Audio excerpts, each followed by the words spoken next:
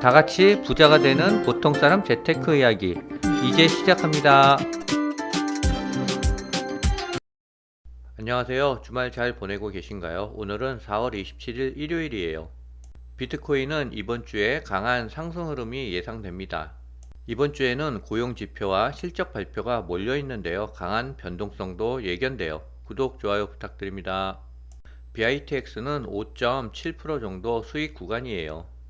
5% 수익 구간이면 당장 내일이라도 손실로 전환될 수도 있습니다.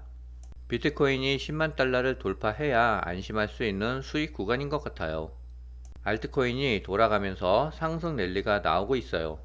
알트코인은 전체적으로 마이너스 41% 손실 중입니다. 며칠 전만 해도 55% 손실 중이었는데 손실폭을 많이 줄였어요.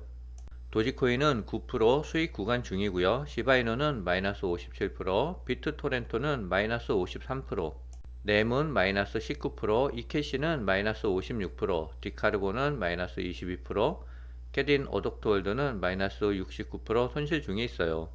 다행히 BITX와 도지코인은 수익으로 전환했습니다. 나머지 코인들도 손실폭을 조금씩 줄여 나가고 있어요. 비트코인의 일본 그래프인데요. 장대 양봉 후 상승 세기형 그래프가 완성 중에 있습니다.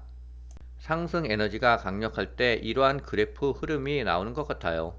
아무래도 이번 주에는 10만 달러를 돌파할 수도 있을 것 같습니다. 상승 세기형이 거의 마무리 단계에 있는 것 같아요. 램코인 일봉인데요. 램코인이 어제 40% 이상 상승했다가 지금 약간 조정을 보이고 있어요. 오른쪽은 램코인 월봉 그래프인데요. 전 반감기 때 900원 이상 상승했었어요. 전 반감기 때는 무려 30배나 상승했어요. 그래서 낸코인을 투자한 건데요. 지금은 비록 마이너스 20%대지만 본격적인 불장이 온다면 10배까지 올라가지 않을까 기대를 걸고 있어요. 비트토렌토도 일봉을 보면 3일 정도 많이 상승을 하고 있는데요. 전번 반감기 때는 10배 이상 상승했습니다. 비트토렌토도 이번 알트코인 불장에서 본격적인 상승이 기대됩니다. 도지코인과 시바이누 코인 그래프를 보면 이평선이 모두 하락 중이었지만 지금은 이평선을 아래점에서 상승으로 조금씩 돌리고 있습니다. 알트코인의 상승이 이제 얼마 안 남은 것 같아요. 이번 주는 슈퍼위크가 될 것 같습니다. 4월 29일 화요일에는 졸투 보고서가 있고요. 4월 30일 수요일에는 비농업 부분의 고용 변화와 GDP 1분기 발표가 있고요. 근원 소비지출 물가지수 발표도 있습니다. 5월 1일 목요일에는 실업수당 청구 건수 발표가 있고요. 제조업 구매관리자 지수 발표도 있어요. 마지막으로 5월 2일 금요일에는 시간당 평균 임금 지수 발표가 있고요. 비농업 부분 고용지수 발표가 있어요. 그리고 4월 실업률 발표도 있습니다. 비트코인이 매월 초 고용지수 발표에 따라 약세 흐름을 보인다고 하는데요. 그런데 그래프의 흐름상으로는 상승을 가리키고 있어요. 4월 29일 화요일 많은 회사들이 실적 발표가 있어요. 비자와 코카콜라, 아스트라제니카, 화이자, 스타벅스 등 굵직한 회사들의 발표가 있습니다.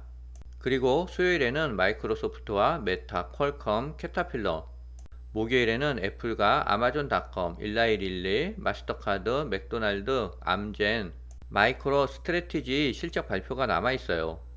이번 주에는 주가의 변동성이 상당히 클 것 같습니다.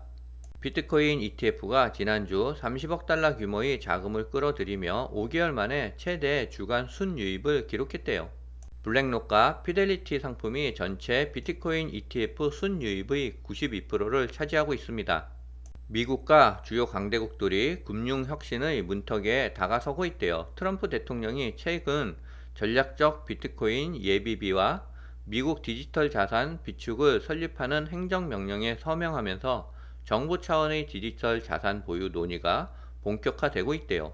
체코를 비롯한 일부 국가들도 디지털 자산 예비비 계획을 추진하고 있는 가운데 비트코인과 주요 알트코인뿐만 아니라 탈중앙화 물리적 인프라 네트워크 토큰의 논의도 필요하다는 지적이 나오고 있대요. 디파이는 통신망 등 주요 인프라를 대기업이 아닌 커뮤니티가 구축하고 운영하는 새로운 방식을 제시하고 있대요. 이 모델은 자율적으로 운영되며 개인 참여자에게 보상이 돌아가는 구조로 설계되어 있답니다. 잘은 모르겠지만 뭔가 거대한 화폐 개혁이 일어나고 있는 것 같아요. 이러한 중심에는 비트코인이 자리 잡고 있는 것 같습니다. 미국의 의료기술 기업 셈너 사이언틱이 비트코인 추가 매입 발표를 했습니다. 셈너 사이언티픽은 최근 1000만 달러 상당의 비트코인 111개를 새로 구입해 총 보유량을 3,303개로 비트코인을 늘렸어요. 에릭 셈너 이사의 의장은 우리는 이제 시작일 뿐이라고 강조했어요. 점점 더 여러 기업들이 비트코인을 매수하고 있는 것 같습니다. 우리나라 정치권들도 비트코인에 대해서 앞다투어 법안을 공개하고 있는데요. 대선을 앞두고 정치권이 코인 표심을 노리며 관련 법안을 내놓을 예정이어서 가상자산 2단계 입법에 속도가 날 것으로 전망되고 있어요. 정부는 하반기 발의를 목표로 준비 중이라고 합니다. 27일 금융권에 따르면 민주당과 국민의힘은 이르면 내주 가상자산 2단계 법안에 해당하는 법안을 잇따라 공개하며 1,600만 코인 투자자들을 겨냥한 가상자산 정책을 놓고 본격 경쟁에 돌입할 것으로 전망되고 있어요.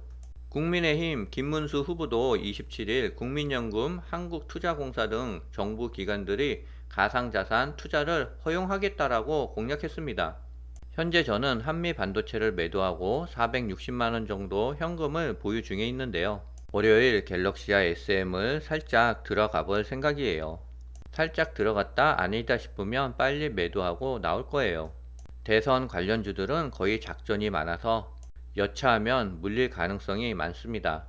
마이크로 스트래티지가 비트코인이 2045년까지 1300만 달러 도달할 가능성이 있다라고 예측했어요. 현재 가격에 대비해서 13,800%의 상승을 의미한대요. 누군가는 이 글을 읽고 콧방귀를 낄 것 같고요. 또 다른 누군가는 이 글을 읽고 분석과 공부를 해 볼 것 같아요.